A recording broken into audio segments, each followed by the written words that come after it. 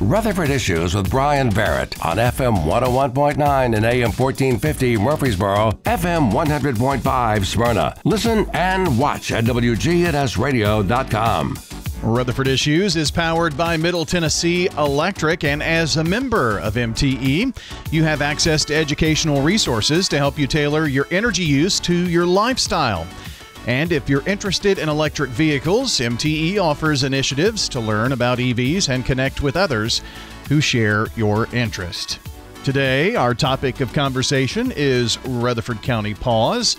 That's the Pet Adoption and Welfare Services here in Rutherford County. Sebastian Jordan joins us here this morning, and we've got a lot to talk about. Fall's a busy time, it looks like. Yeah, it is. It is very busy. We've had some events going on the past couple weeks that have been wrapping up, and then we've got a lot going as we get into October.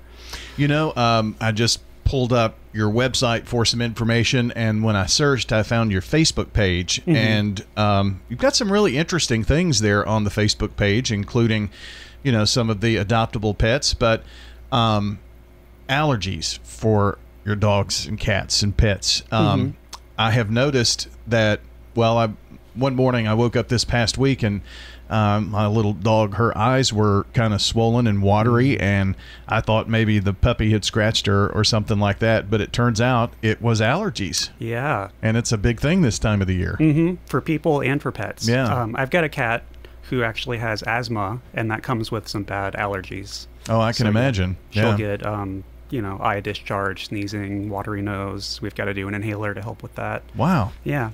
How do you use an inhaler on a cat? So they make, it's called a spacer. It's a little plastic tube with a suction cup looking thing that goes over the mouth, and the inhaler goes in the other end, just like a normal human inhaler. Wow. And you puff it and keep the mask on them and let them breathe it in. Interesting. Yeah. I don't like using those things, so I can imagine the cats don't. Maybe the cat's used to it, though. Yeah, it's surprising. You can train them to do that, and they'll do it without issue. Not a problem. I called the vet, and surprisingly, and don't take this as medical advice, but they said, you know, a children's Benadryl should be fine, you know, 1 milligram per weight, and it just worked out for my dog. So, and just perfect. So sometimes those over-the-counter medications work well. Yeah, there are some that can be given off-label for pets, for pet allergies. You definitely want to consult with the vet before doing that, just in case. Absolutely. But I saw that, and it was like, wow, that's timely from 2 days ago. I wish I would have noticed that before I made the phone calls and all that kind of thing. But also some information about, you know, good doggy treats and things of that nature. So really cool. I hope you would check out the Facebook page, that is PAWS of Rutherford County TN is where you can find it, and some of your fur babies up there that have been adopted, like Charlie, and then a passel of kittens and little puppy Bender, and all kinds of great things there. Yeah, so. And Bender got adopted yesterday. Yeah. So he's out. I would assume that you kind of keep up with the Facebook page. Is that part of what you do? Yeah. And taking photos of the animals that come in and writing their profiles. Just, you know, interacting with people on there. Yeah. I did notice, too, that just on the website itself, you can see the adoptable pets before you even come in. There's the little bunny Bethany and all kinds of things there. So check that out, right? We've got 2 rabbits right now and some guinea pigs. Interesting. Yeah. You know, for some reason, I only think dogs and cats, but yeah, guinea pigs and rabbits, things of that nature. So. Oh, actually, if you live in Rutherford County and you have lost a rooster, we have a rooster in right now that is a stray. He is staying across the hall from me. He crows very loudly like a rooster does. He's been doing it all week. So you'd really like for him to find his home? Go on our website, check out the Lost Pets page, take a look, see if that's your rooster. I would be so grateful if you came and picked him up. I can imagine. There's also birds. Do you have a few birds? Yes, and there's a pigeon, a domesticated pigeon. Okay. I didn't know. It kind of looked like a pigeon, but I didn't want to say. So yeah, he had a little ring with a name on his foot. Okay. So that is someone's pigeon. If that is your pigeon, take a look. Yeah, absolutely. So I guess that's good advice to anyone who maybe has lost a pet is to check the website too. Yeah, or even if you have a farm, just farm animals or whatever. We've had pigs, all kinds of things in the past. One of the first things that happens, I would assume, when an animal comes in, or maybe before they come in, I'm not sure how that works, but check for the microchip. Yes. Yeah, all the animal control officers have a scanner, so they'll scan for a microchip, and then when they get 2 paws, they'll be scanned again. But a lot of like farm animals obviously aren't going to have a microchip. But yeah, probably don't microchip a chicken. No, but it is very important to microchip your pets. Absolutely. And coming up in October, we're having a big adoption event with free microchips. Really? Well. Yeah. So that is Empty the Shelters. We do that quarterly, sponsored by Bissell Pet Foundation, where they waive all the adoption fees. They do the low-cost microchips for us, so we can offer that, and free bags of starter food of whatever food they've been eating at the shelter.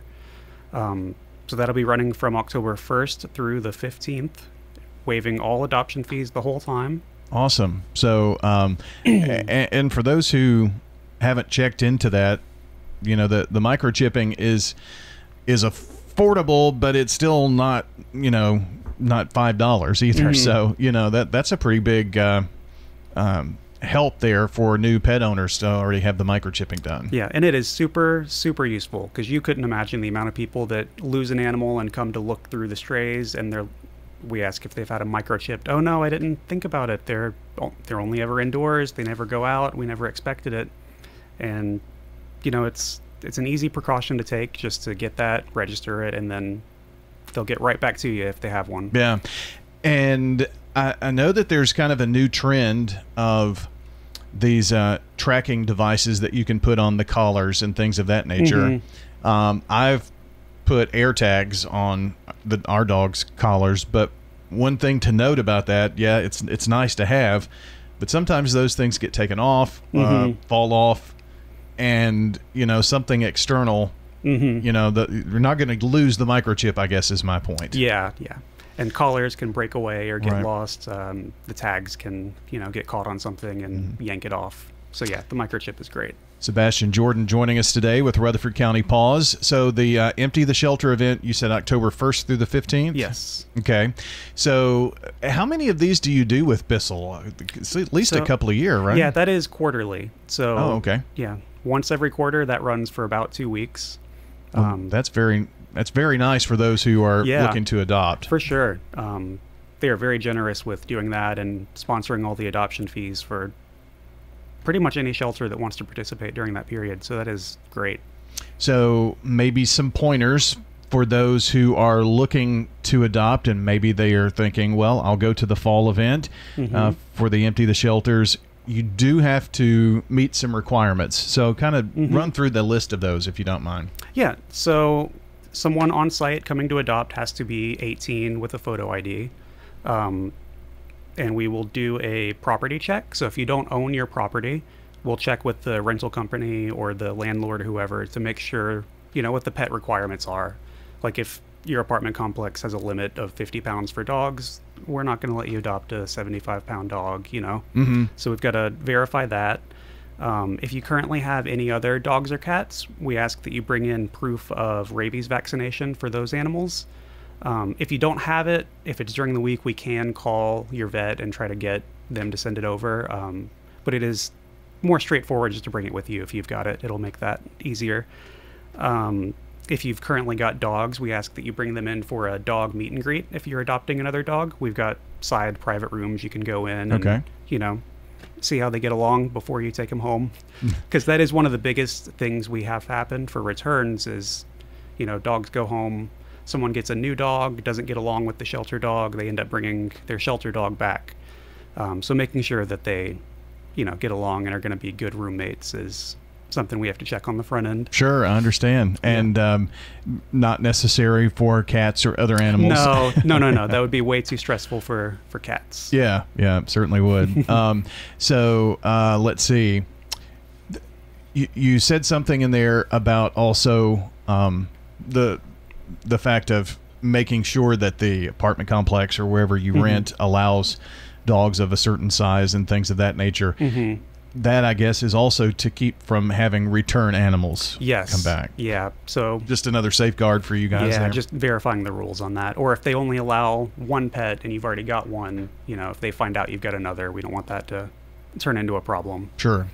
Any other requirements we need to know about? If you've got children under 18 and you're adopting, a larger dog, we ask that they come in to do a meet and greet as well, just to make sure, because, a lot of these animals are coming in as strays. We don't have their history, or people ask all the time, are they housebroken? Are they good with kids? And we don't really know until they get into that situation. So just, to see how they do around kids, we ask that you bring in children to meet them on the front end. That makes sense.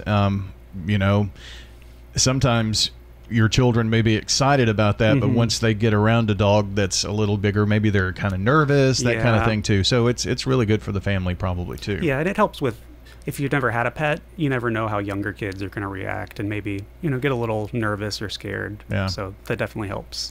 Do you have a lot of returns, animals that are returned due to uncompatibility or anything like that? I wouldn't say a ton, but it does happen occasionally. Yeah.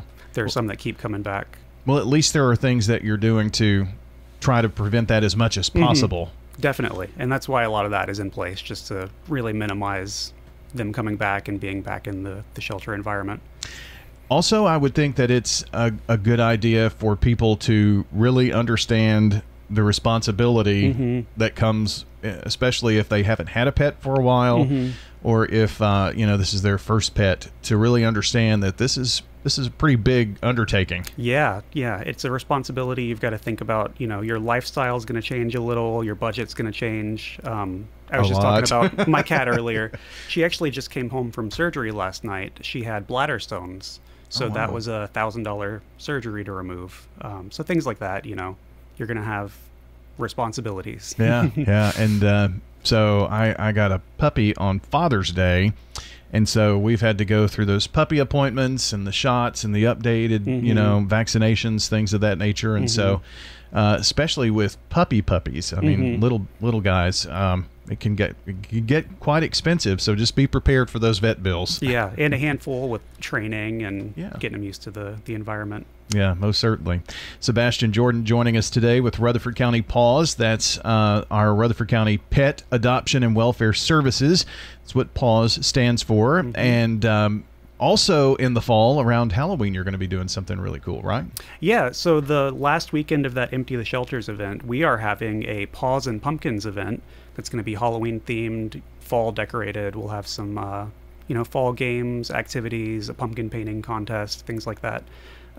So we'll have more information about that as it gets closer. So you'll want to keep an eye on our social media at Rutherford County PAWS. We will post more about that when it gets close. Okay. Now, what day is that? Is that going to be around Halloween? That is October 12th from 10 to 2. Gotcha. So that would be a Saturday, I bet you. It is a Saturday, yeah. Okay. And that is during the Empty the Shelters event, so adoption fees are still completely waived. You'll get all the benefits of that for adopting during that event. Very good. So if you are thinking about adding a pet to your household or whatnot, you might think about this. Go online. You can search.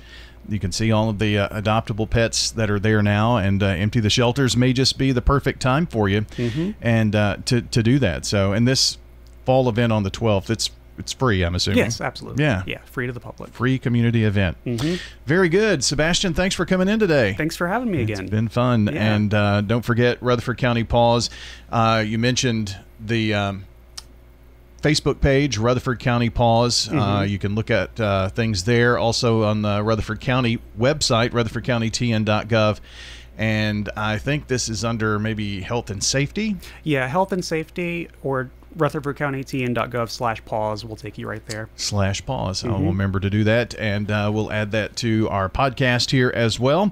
And once again, Sebastian Jordan joining us today from Rutherford County PAWS, and that will wrap us up here this morning on Rutherford Issues. I want to thank you for joining us, and if you came in a bit late or missed a few of the dates that we talked about, when is Empty the Shelters? When is this fall event coming up? What are some of the requirements? You can check the podcast. It will be up shortly at WGNSradio.com, or you can go to our YouTube channel or Facebook. All of our videos are not only live on those channels, but also archived. So check that out at Big G TV, WGNSradio.com/BigGTV. You can see all of the videos that we do, including tonight's high school football games. Hope you'll join us for that. Have a great day, a great week weekend, everybody. See you back here next time.